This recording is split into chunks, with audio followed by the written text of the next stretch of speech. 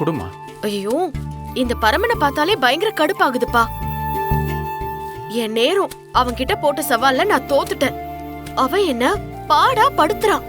அவனெல்லாம் ஏமா அவனை திட்டிக்கிட்டே இருக்க? துணி திருடின விஷயத்துல நீதான் பரமனை தப்பா புரிஞ்சுக்கிட்ட. அவன் நான் திருடலன்னு நிரூபிச்சிட்டான்.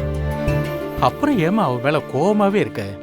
கோவம் வராம நான் தான் அவன் சொல்ற பேச்ச கேக்குறேன்னு சொல்லிட்டேன்ல.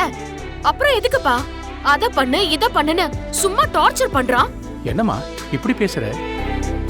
எது பண்ணாலும் நீ கோவப்பட்ட என்னமா அர்த்தம்? ஏமா அவன் மேல எந்த தப்பு இல்லைன்னு தெரிஞ்சதுக்கு அப்புறமாவது இந்த கோவத்தை விட்டுட்டு பரமகிட்ட மன்னிப்பு கேட்கலாம்ல? என்னப்பா அவனுக்கு சப்போர்ட் பண்ணிட்டு இருந்தீங்க, சரி இப்ப என்னடானா என்ன அவன்கிட்ட மன்னிப்பு கேட்க சொல்றீங்க?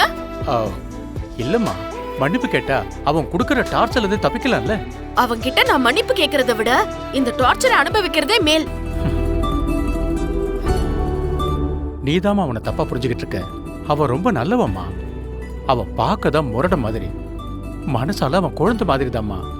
குழந்தைனா மடியில தூக்கி வச்சு அவனுக்கு சோறு ஊட்டுங்க. ஓ